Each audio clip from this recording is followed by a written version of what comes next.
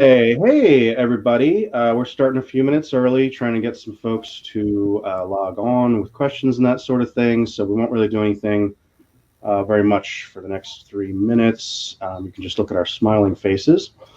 But yeah, hopefully we'll. Okay, we do have one viewer. Okay, I see one viewer. Maybe it's my girlfriend or Wile's wife or something. Can you?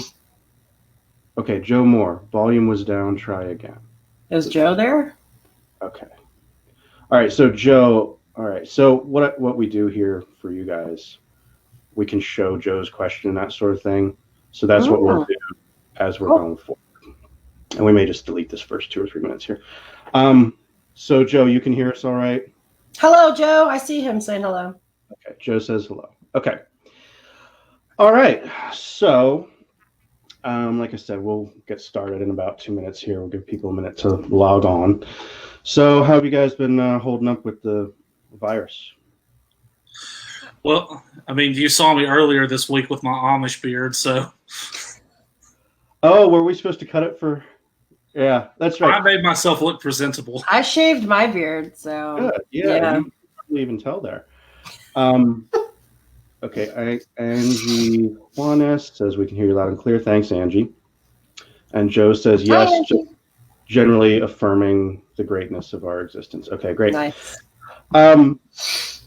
Yeah, so actually what happened earlier this week, and you guys can give me the high sign when it's 3, and we've got about 2 minutes left. I was just testing out this StreamYard, so we're using StreamYard, thanks to our friends at StreamYard. And I wanted to try it out, so I asked Wile to log in, and I figured, well, as long as I have him, we'll do a little commercial for the event. And he did. He had his mountain man beard. So are you going into the office, Wile? No, I won't be back in until Monday. I went all week with that Amish beard at the office. It was. Well, you're more manly than I am. This is my full 3 months of beard, so this is all I can do in 3 months. Yeah, I haven't cut anything. I haven't seen a barber or my. Oh, hi. Chris Underline says, oh, hi. Hi. Hey, Chris. Thanks for logging in. So, is it about 3 o'clock yet? I feel like I'm being a terrible host here, but. It's 1:59, or by me, 2:59 by you. Yeah, got it. All right, so we've got people in. So let's get started. A minute early, and everybody else can log in and join us. So hey, everybody, welcome to Publish Like a Motherfucker, and this is episode 5, and back at popular demand. So the deal with Publish Like a Motherfucker is back in May, during the real height of the virus here, I wanted to get back out and get back to doing panels and that sort of thing that we can't do out in public, but we can still do remotely. So I did a couple of episodes on writing to be published, getting published, self-publishing, that sort of thing, more focused on the business rather than the creative end. So there was some popularity there. I did have some people reach out and say they'd like to learn about collaborating, co-writing. So I reached out to 2 of my collaborators, which is Stevie Kopas and Wile Young. So today we're going to have guests, and let's start. I am, of course, Stephen Kozeniewski, and I'm an author of horror and science fiction. I have been nominated for the Splatterpunk Award for my novel, The Hematophages, and I am a 2-time winner of the World Horror Gross Out Contest, hopefully to make that 3 later this year. And let's have Stevie introduce herself, and then Wile. Hi, guys. I'm Stevie Kopas. I washed my hair for this, and I am a horror author and a new mom, and so I have mom brain, and I space out a lot, and apologize in advance because I haven't really spoken to other adults in, I feel like, months.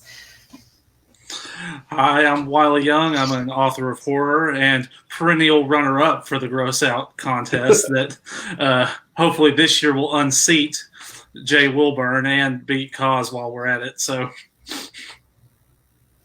don't count on it. So we were having this discussion, and for our returning viewers, I know I mentioned Stevie in one of the earlier episodes, And I was right. Young Ripley is named after the heroine of Alien. So You win a that's prize.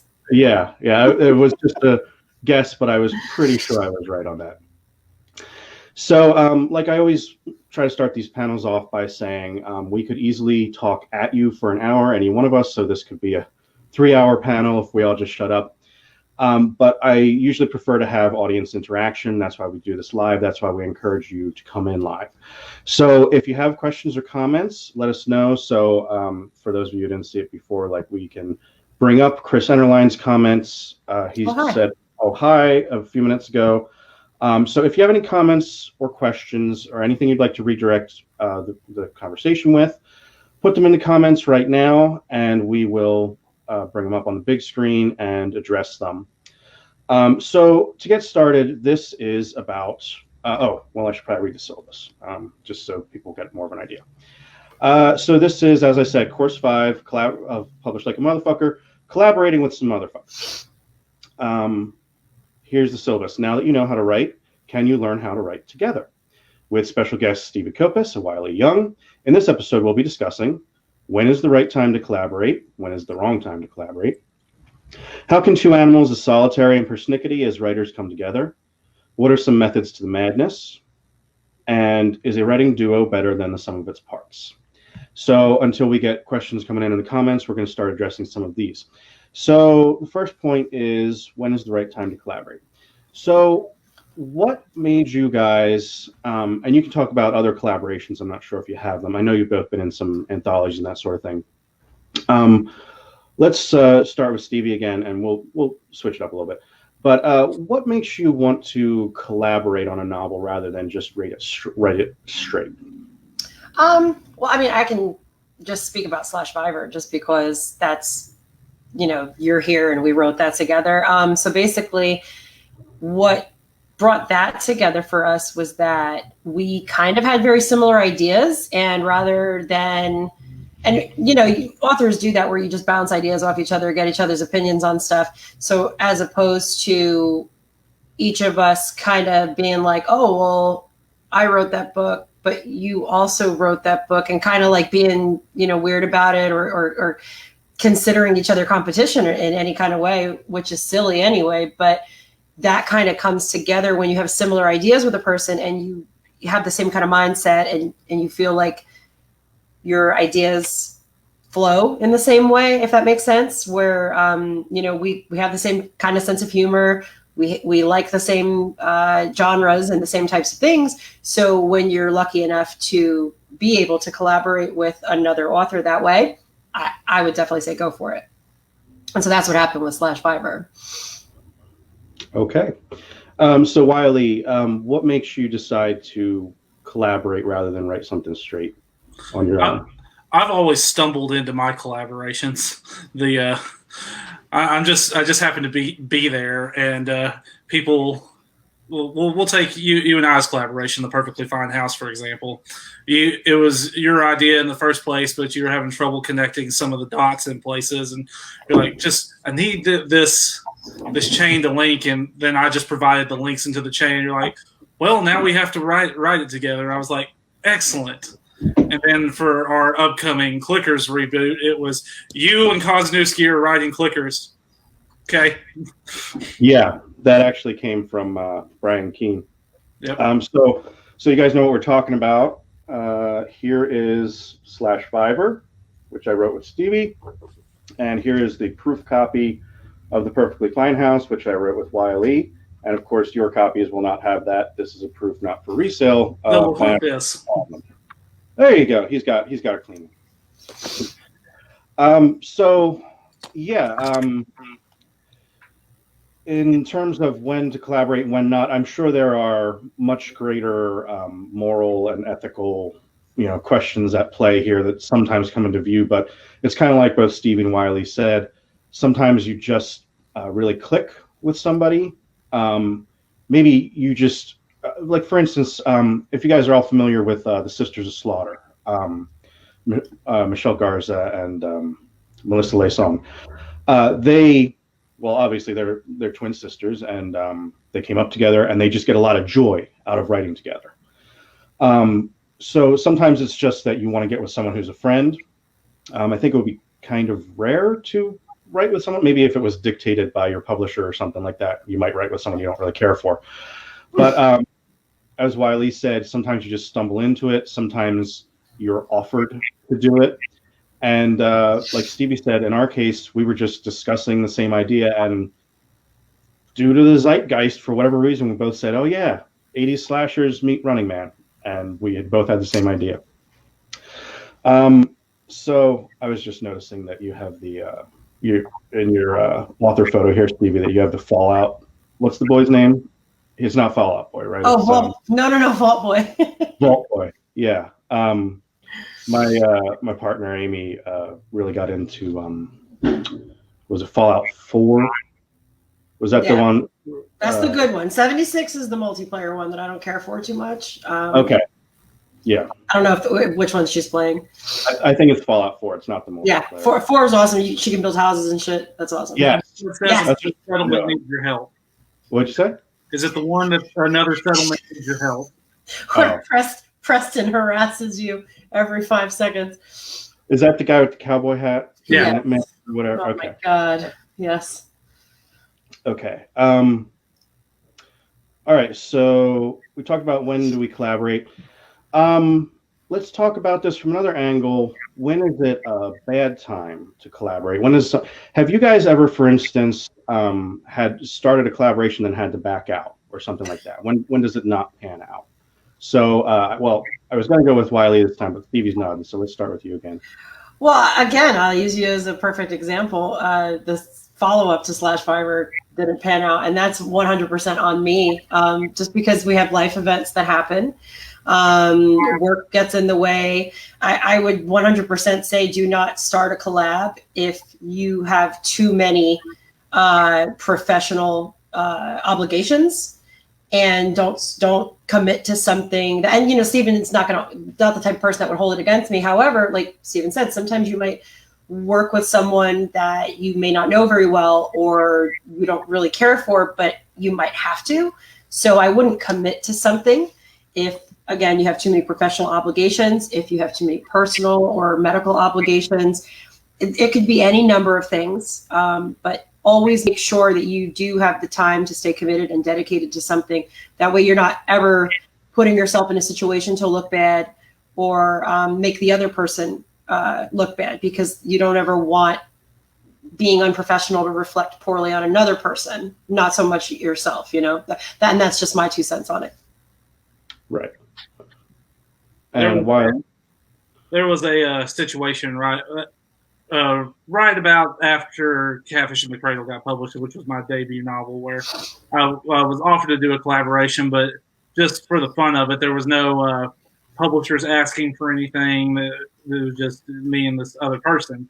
And then all of a sudden, a ton of professional opportunities got dropped on my lap. And so that's been perennially put on the back burner for a while. And the longer I've gone on from it, the more I've realized how much I actually do not like the idea. It's one of those things like when you start, you're eager to start writing everything. And now I'm in a position where I'm like, on second thought, this seems kind of stupid.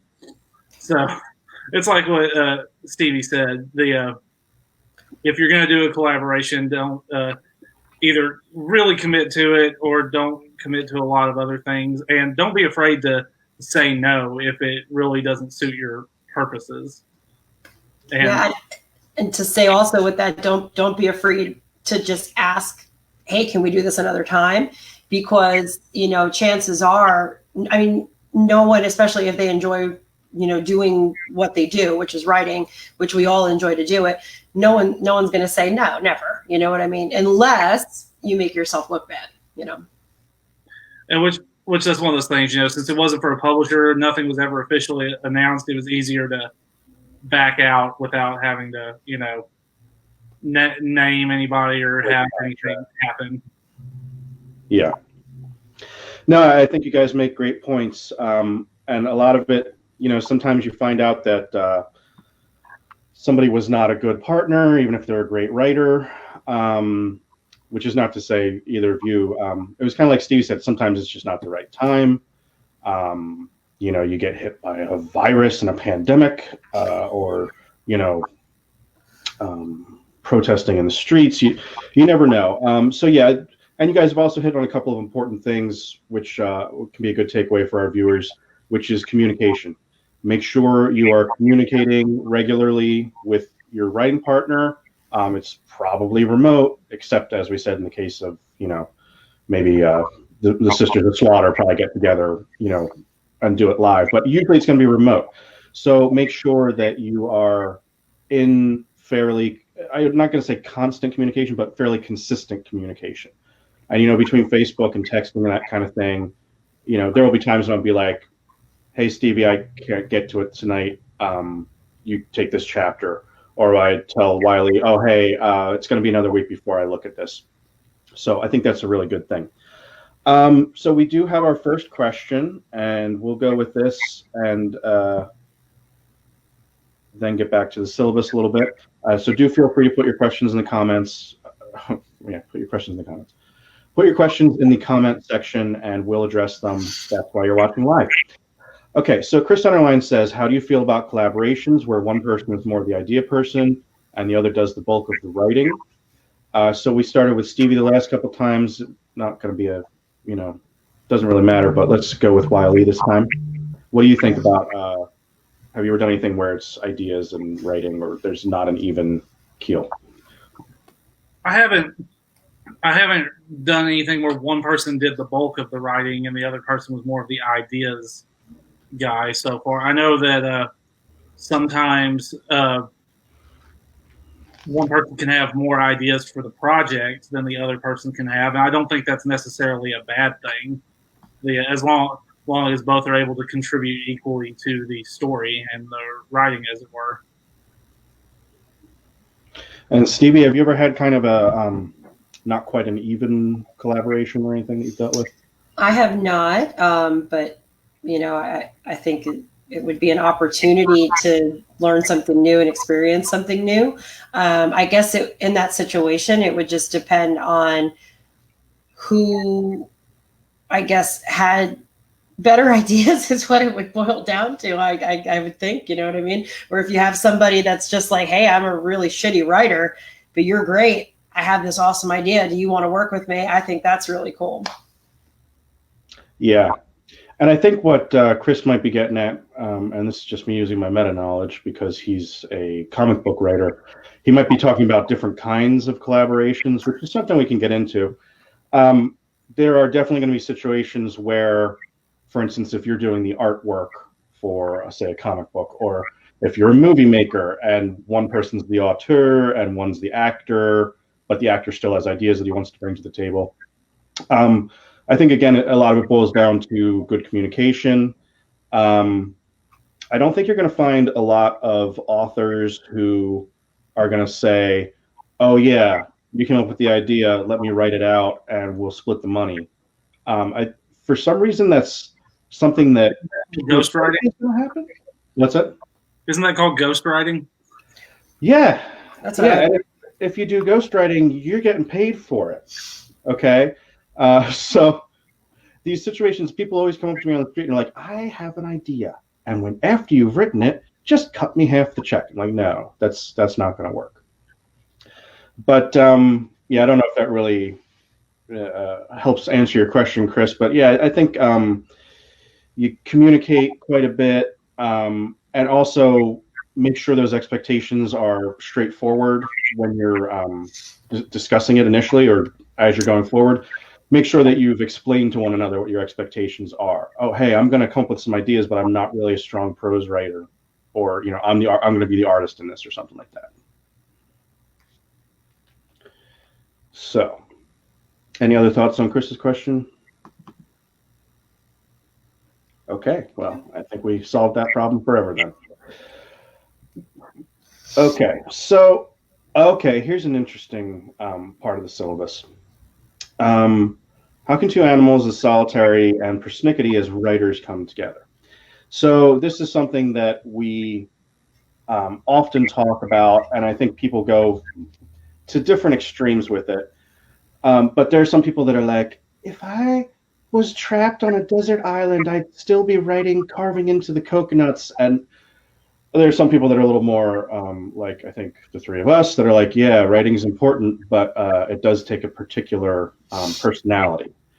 So, and you often find, especially when we do things like this, actually, like Stevie and Wile had never met before today, but like when we got together here, they were instantly, you know, clicking and talking because we have some of the same personality traits and that sort of thing, just being as a writer.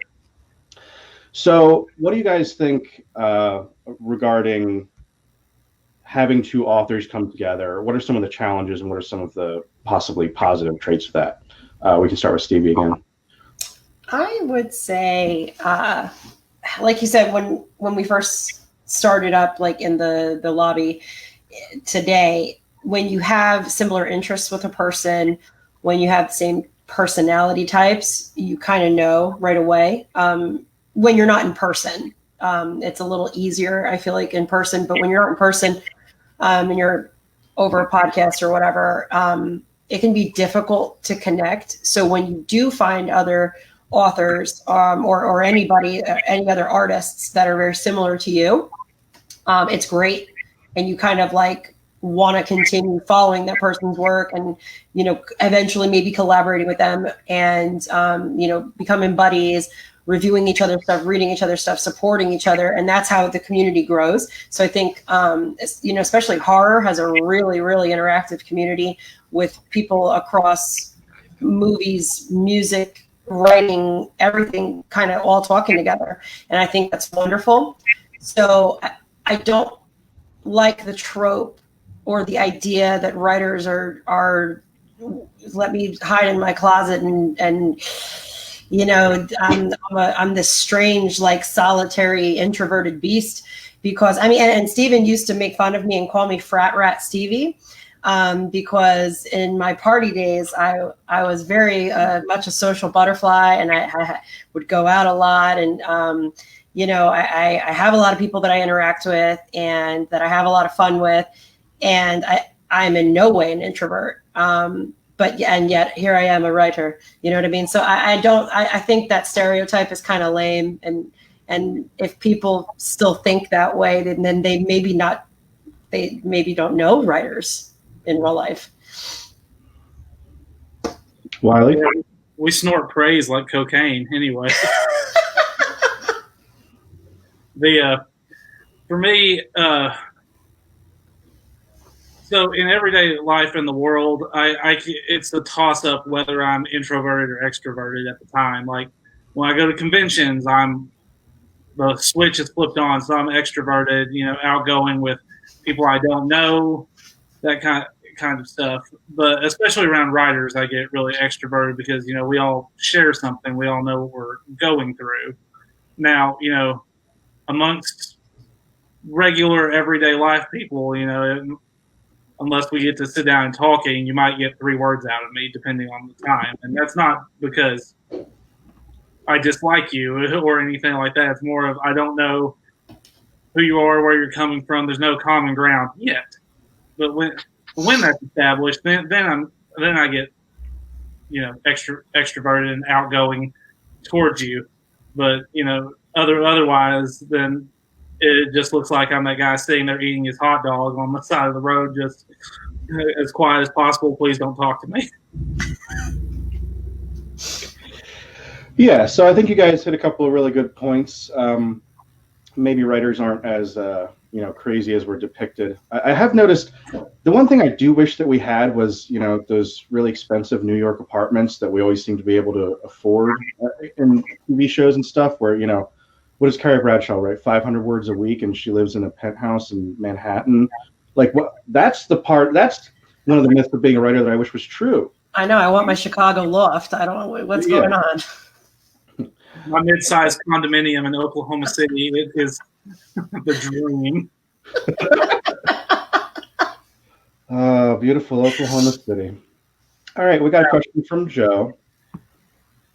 And Joe says, what happens if you are collaborating and you're halfway into a book and your partner takes a turn you hate? How do you handle creative differences?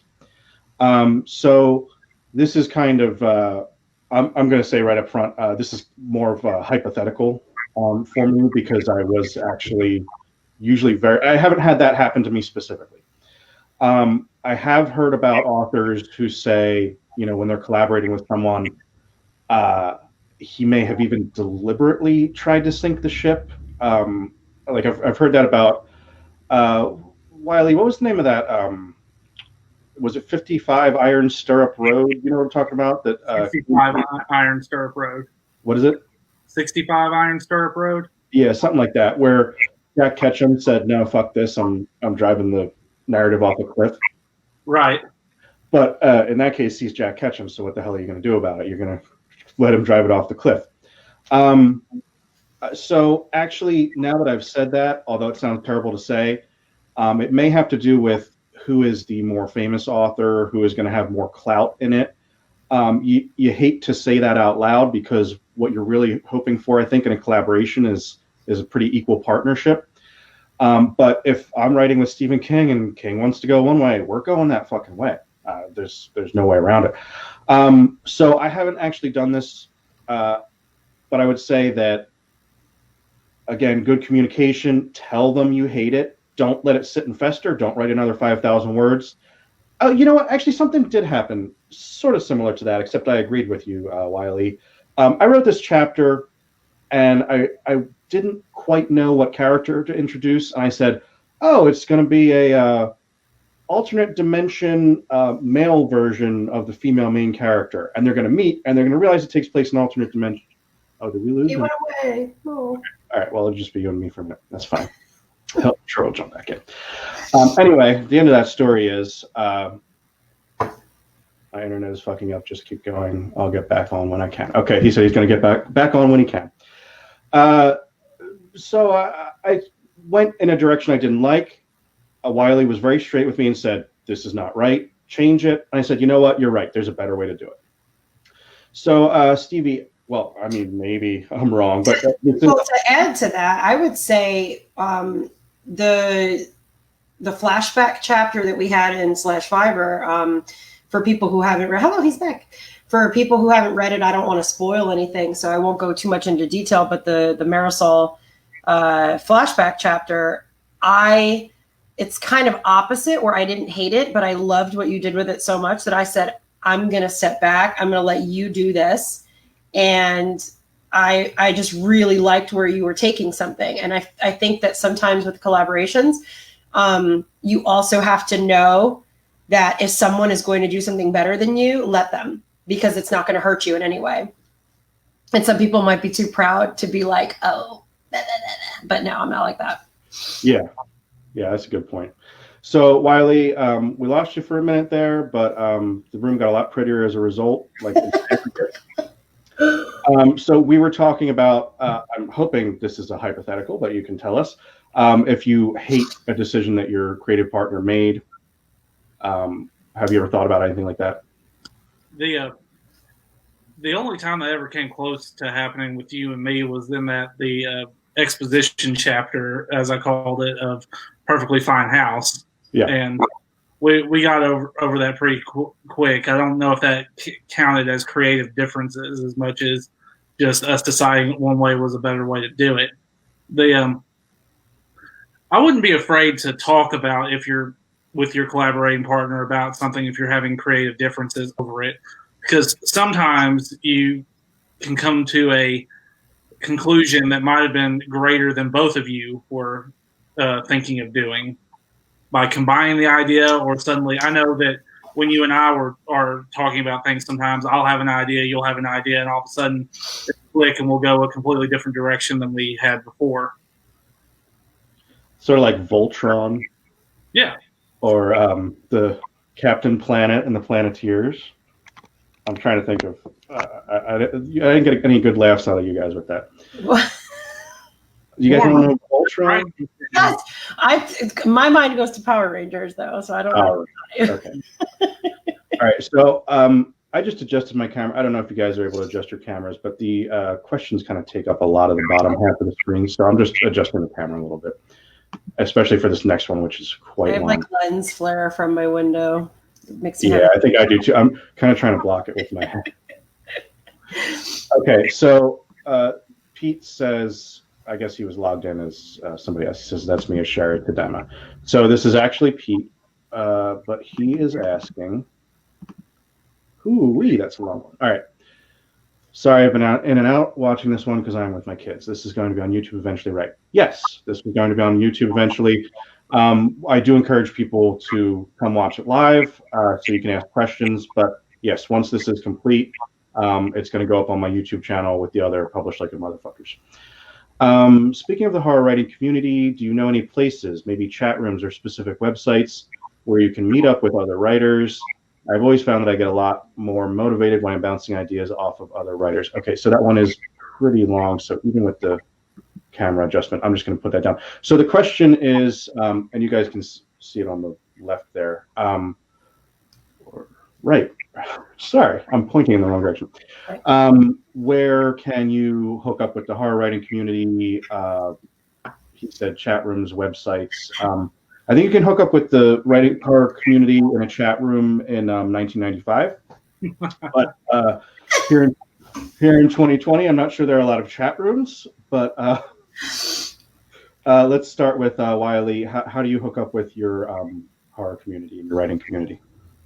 I text them usually, but for everyone else, the Twitter is the best place. Everyone that I know of important in our community is on Twitter, and it's a lot more accessible to be able to do a quick tweet towards them than any other kind of dedicated chat room or Facebook. Yeah, I actually tweeted at Victor Laval a week or two ago, and he responded. I was like, oh, all right. Stevie, where do you find the community? I would agree with that. Hashtag writing community, hashtag horror community. That's big on Twitter and Instagram. You'll meet people and gain followers at random, which is awesome. I'm a little odd on social media. I will lurk for like weeks on end, and then randomly I will post more than Donald Trump on Twitter.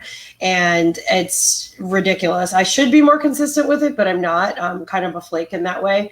But I would definitely say Instagram and Twitter, hashtags are your friend, but not too many of them because then you're obnoxious.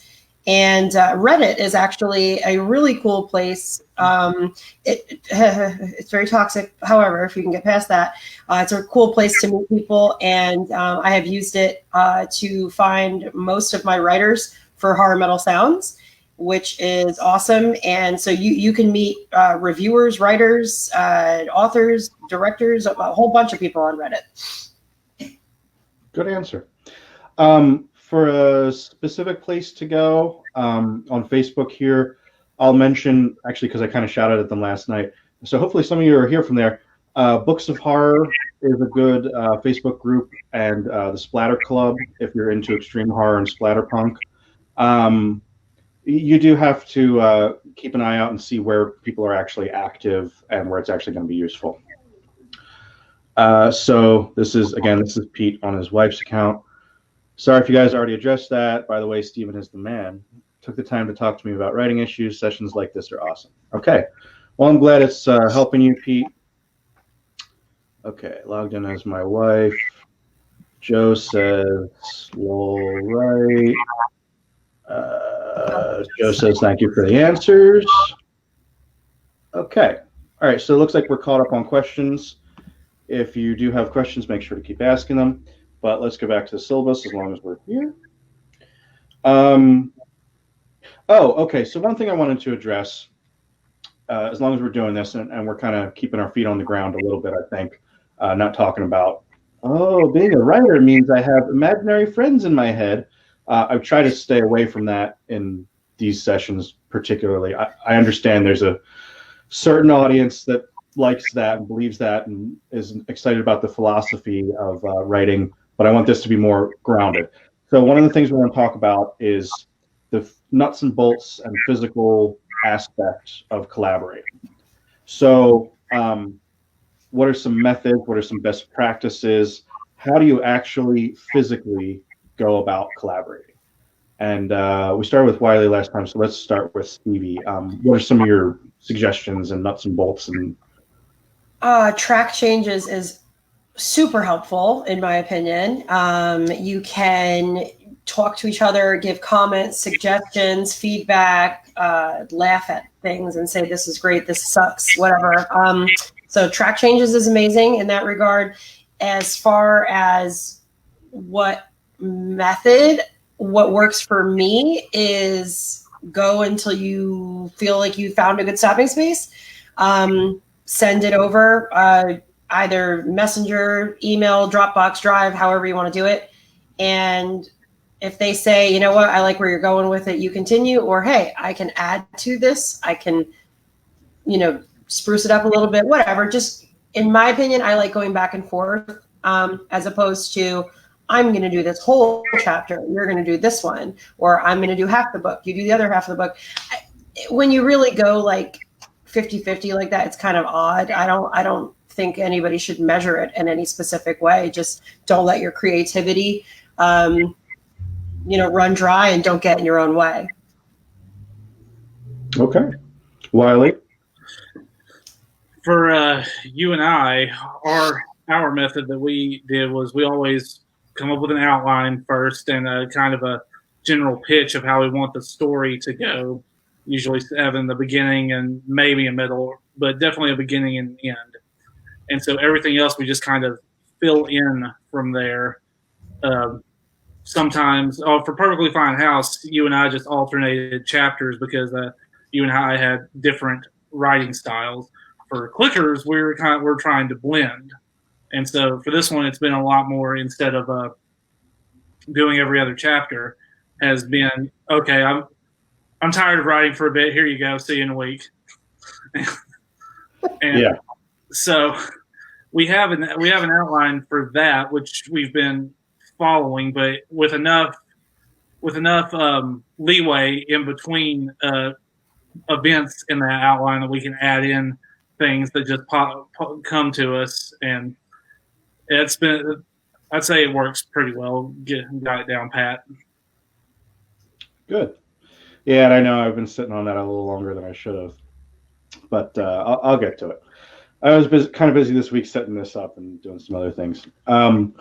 So in terms of the physical aspect of collaborating with people, I keep hitting on make sure to communicate, and it can just be something as simple as like Stevie and Wiley were saying, hey, I kind of hit a stopping point. Or there were a couple times I remember when Stevie and I would be like, hey, I really wrote myself into a corner. Can you figure something out? So I think that's one of the interesting things about collaborating is when you are hitting a wall that you as an individual might have just simply given up on the story, you can talk to your collaborator, you can hand it off to your collaborator, you can kind of work through that. And also one of the interesting things I think about collaborating is that when you're not under contract, we sometimes call that working on spec. You're working on speculation. You're speculating that somebody is going to be interested in this book someday. So there's a significant difference between working on spec and working with a collaborator, because there's somebody that you now have to answer to. You have to write or explain why you didn't write. So it kind of keeps you honest in a way. So Stevie brought up using the track changes. You either want to, and we still haven't really figured it out. Wiley and I are trying to figure out how to use, what is it, Google Docs? Yeah. Is that what we're trying to, I can't figure it out. That's why I kind of reverted to just emailing the Word doc back and forth. I can help you if you need it, because I use it for HMS. Oh, okay. Yeah.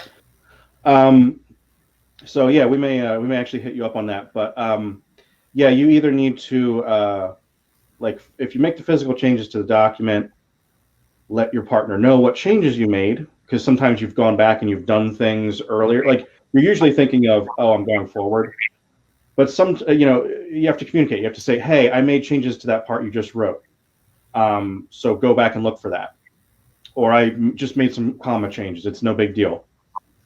Or I wrote forward, or hey, I added a prologue because you made me think of something that I forgot about that we should have introduced earlier.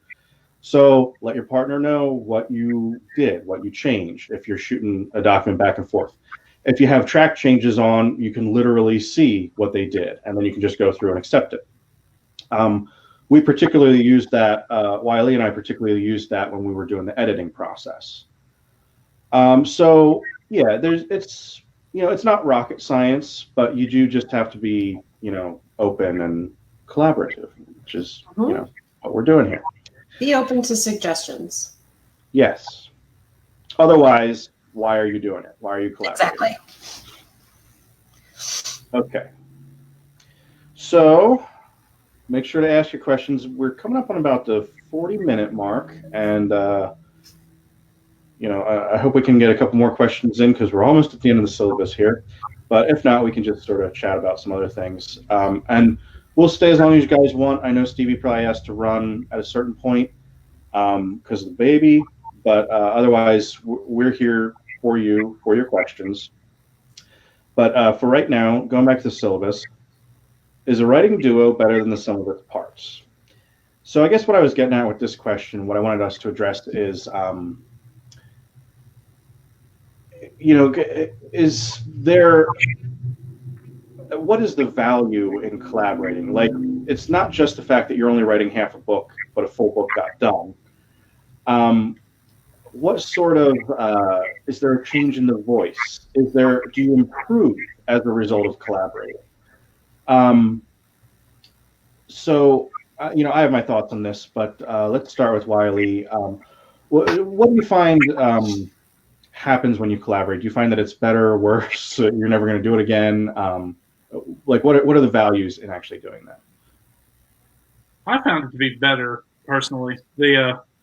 Especially when it came to the Perfectly Fine House, because I think you and I were constantly challenging each other to who can write the most moving scene in this book at a time. And so when it came down to it, because there was maybe a subconscious desire that you're trying to impress your collaborating partner, because, they've obviously taken the time and faith in you to write this with you, so you don't want to let them down in that regard. And I think that drive comes out in your writing with a lot more effort rather than if you were just doing it for yourself and phoning it in. And that's pretty much my thoughts on it. Okay. Stevie? I definitely agree. I think that it's a fun. It's so much better to collab with somebody because it keeps things fresh and interesting. And I have a really bad attention span, and I get distracted very easily, and I procrastinate so fucking bad. Like it's like I should be in Procrastinators Anonymous. And I think that you do have to try to impress a person to an extent. That way they will respect you more as a writer and value your professional or personal relationship a little bit more. And so you do want to impress them, because I think in turn, then you can find that you'll impress yourself in ways that you didn't know that you could. And it's fun and it's challenging and it holds you accountable. And I think it's great. Okay. So I wanted to tell two stories real quick. So Stevie brought up earlier where I used to say she was a frat rat or a beach bum. And I often tell this story because it was like you said, like if I just knew you on social media, I'd be like, oh, she's hanging out at the beach, she's having margaritas or whatever. And I just got it in my head, like she's a dilettante, she can't write, I'm sure she's writing crap kind of thing. Like I was such a he thought I was such a ditz moron. So we were in our first anthology together, which was the At Hell's Gates anthologies. And I'm reading the anthology, and I'm like, oh, I did better than that guy. I did better than that guy. I did better than that guy. I get to Stevie's short story.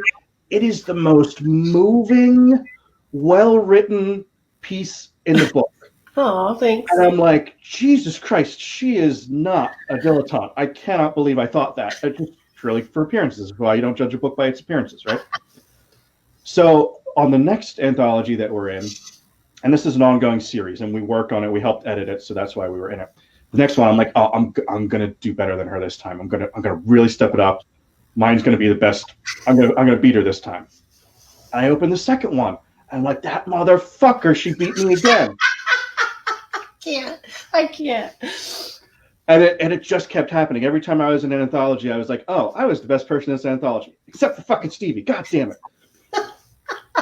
Thank you. So when we went to collaborate together, it was very much like that. I was like, oh my God, she's really good. I have to step up my game. I have to be as good as her. And with Wile, it was a similar experience, but a little bit different, because he mentioned writing all the really moving chapters. And I'm like, we're different. We're very different writers.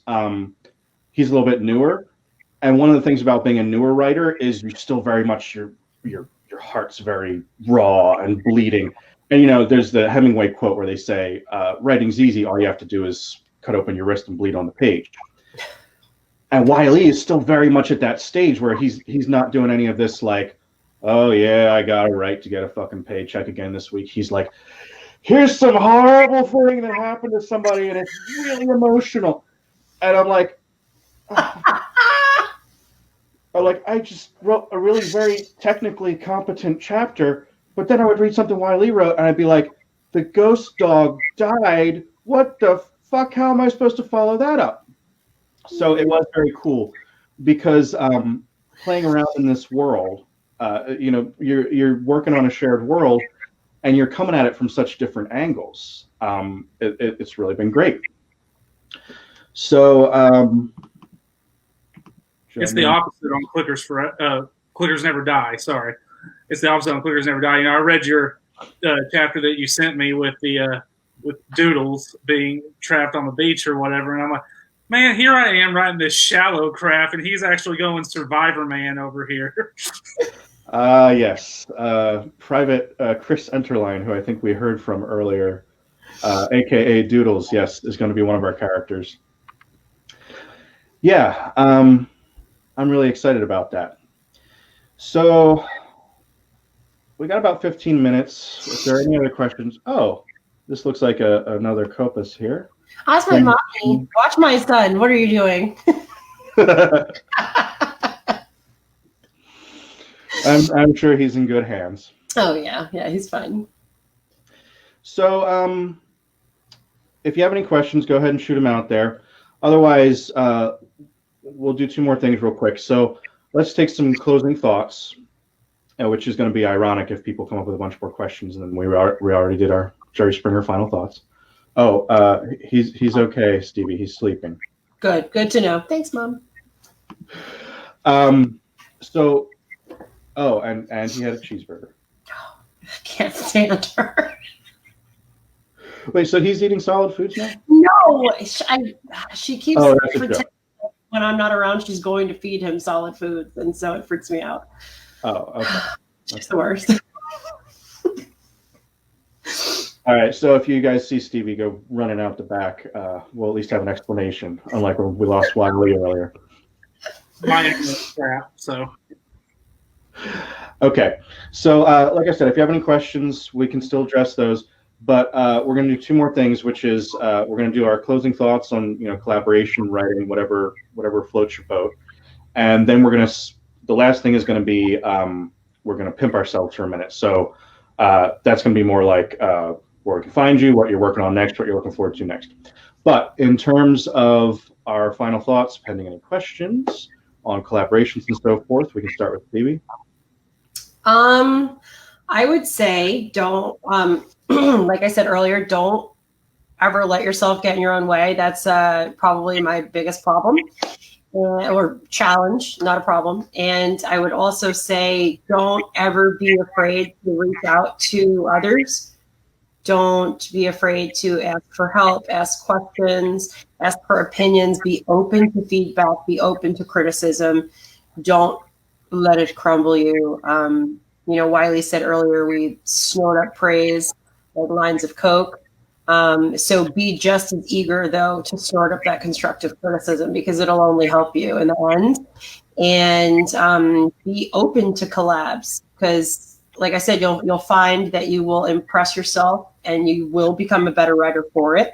You'll learn more responsibility and you'll have fun. I like it. Wiley? What Stevie said. No, I'm just kidding. And we're done. No, just kidding. So, adding on to that, I'd say also before you go about looking for a collaboration, try to get some experience for yourself first. Short stories, novel, anything first before you just jump into a collaboration. Otherwise, you won't know what you're doing. Basically, you'll have, at that point, you won't have the skills that you'll need to mesh styles to make it one solid book. So I would always go and try to get some practice under your belt first.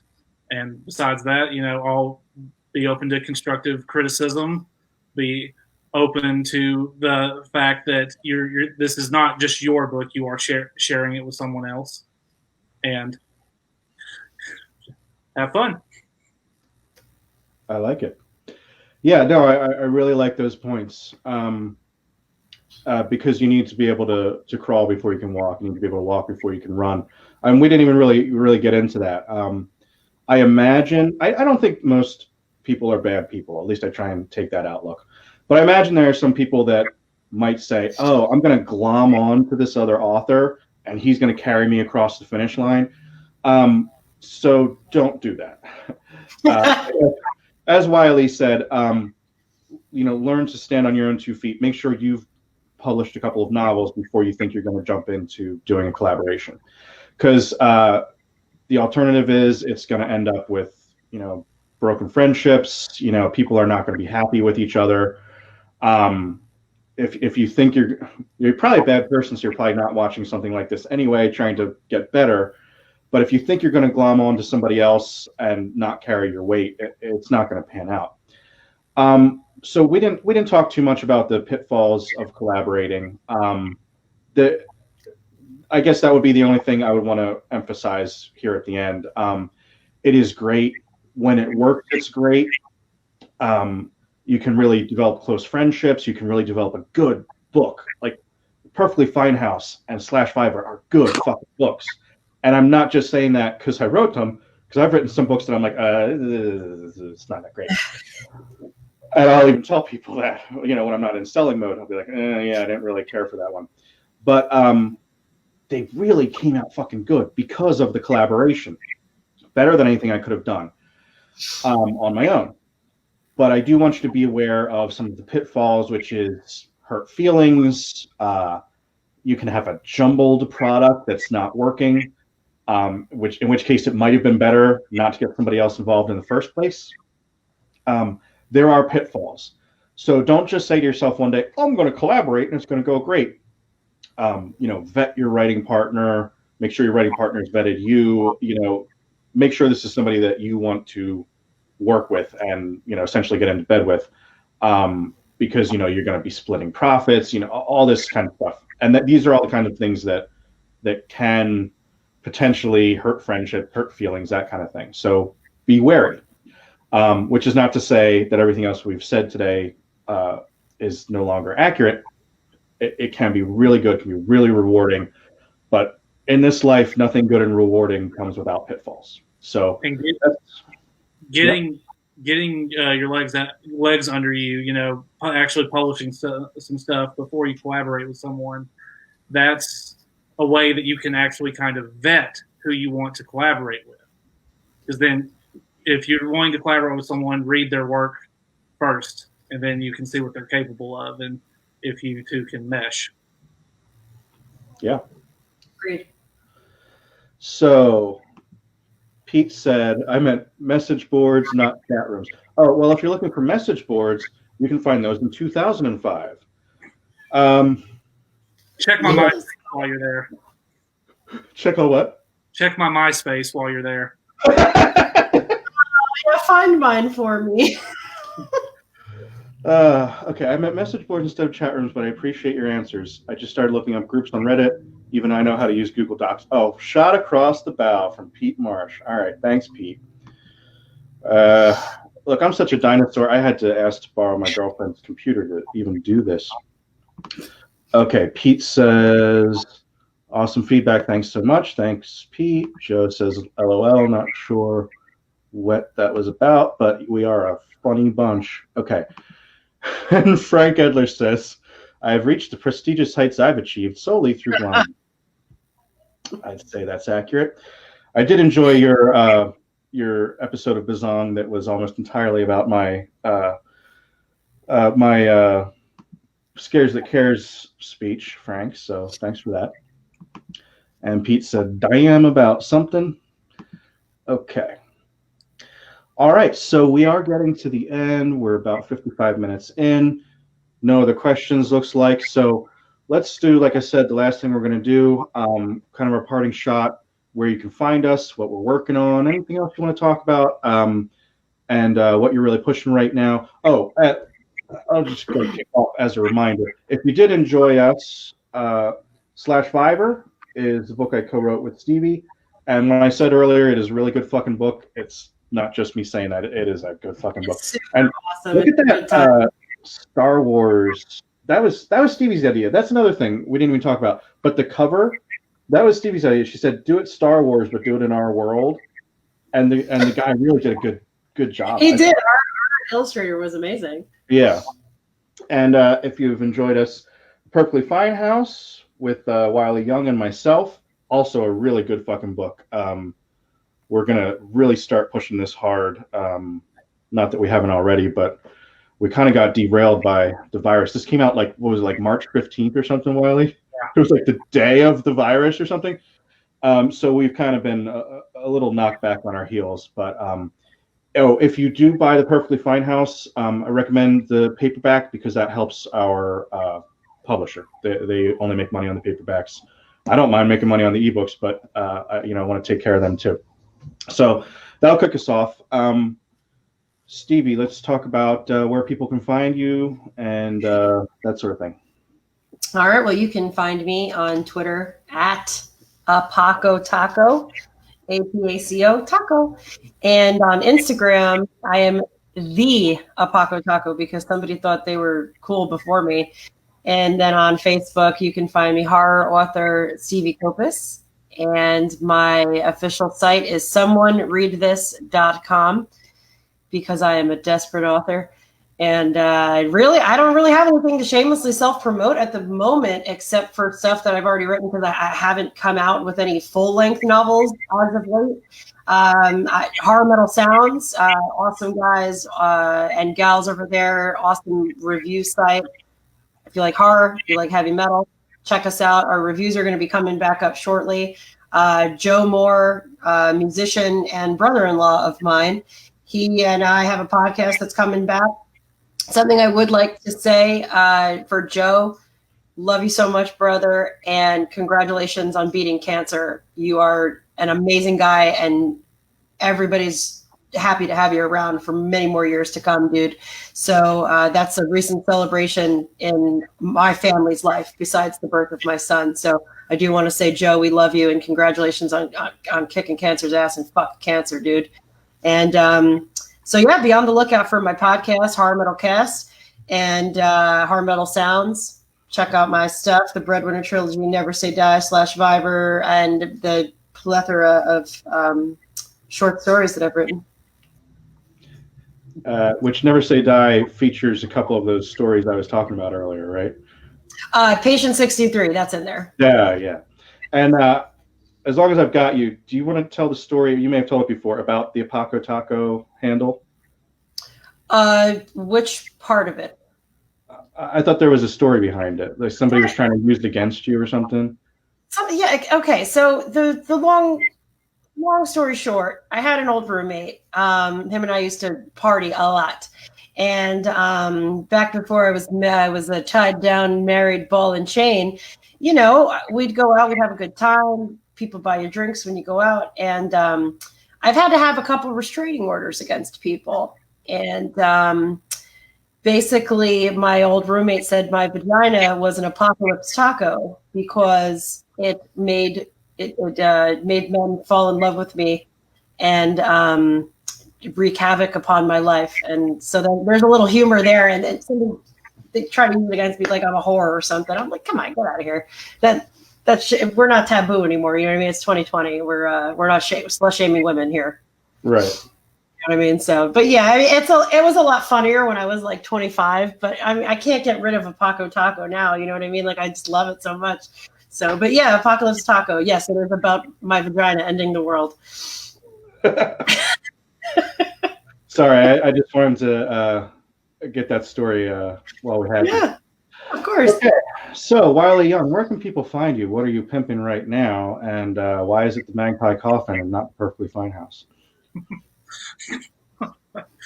Well, you can find me on Twitter at Texas Cthulhu, because I was unimaginative when I joined Twitter, and same handle on Instagram. You can also go to my blog, Adventures in Absurdity, where I post musings occasionally and other random life events, like my love of the fact that a town elected a dog a mayor. If you want to hear that story, you can go there. And besides that, I've got 2 releases that have come out this year, which is Perfectly Fine House, the one that doesn't have the advanced reading copy across it, from Grindhouse Press. Please buy the paperback. And the Magpie Coffin, as Kozeniewski so lovingly made reference to, which is my splatter horror western from Death's Head Press. It's book 1 of a 12 now series. So not all written by me, but they're all very good. I recommend reading them. So those are the 2 that I have this year, and I'm working on that Clickers reboot with you, Kozeniewski, and a book for Clash books that I can't talk much about right now. So we'll see where it goes from there. Very cool. And I'm Stephen Kozeniewski. You can find me if you can spell it right, which I see that here we don't even get the full spelling in there. But if you can spell it right, you can usually find me online. It's Outfortune on Twitter, Stephen Kozeniewski, author on Facebook. Those are the big ones. I'm not on Instagram, unfortunately. I'm not pretty enough for it. But really trying to push the Perfectly Fine House right now. I am actually working on, I don't even know if I've told either of you guys about this. Maybe I have, but I wrote a novella, which is about the monster under the bed. And so it was like a challenge that I put to myself, sort of like how Skin Wrapper was a challenge to do something entirely in a cryopod. The entire story takes place with a little girl on top of her bed, and because it's the monster under the bed, you can't even like put your hands over the side or anything. So the entire story takes place just on that little space of the bed and what the monster's saying to her and that kind of thing. So that's finished, and I'm pitching that. And I mentioned it on Horror Metal Sounds, didn't I? So Joe, that is complete now, and I'm pitching that around. So hopefully we'll see that sooner rather than later. And otherwise, pick up the Perfectly Fine House, pick up /Fiber. Thanks to you guys for coming on. I really appreciate it. Giving up your Saturdays with your kids and dogs. Oh no, this is wonderful to speak to other adult humans. It's wonderful. I know, it's weird, right? I know. I'm like, what? I know people? What is this? The only interaction I've had is with the Amazon man when he comes to the door. So. Well, we have a milkman now. I never thought things would go full circle, but we stopped. Pennsylvania is weird. Yeah, I know. We get most of our food delivered now. Like we get the boxes now, and then we saw that there's a dairy near us that's delivering. We're like, oh well, the main thing we get otherwise is like half and half for the coffee. So we pretty much are having everything delivered now. And that's kind of awesome. Yeah, it is. Yeah. The Milkman horror story will have a renaissance. All right, guys. Well, thanks to everybody for coming and watching. And we went a little bit over an hour, so we'll cut it off there. And this will go up on YouTube shortly. Thanks for everybody for coming out. Bye, everybody. Bye.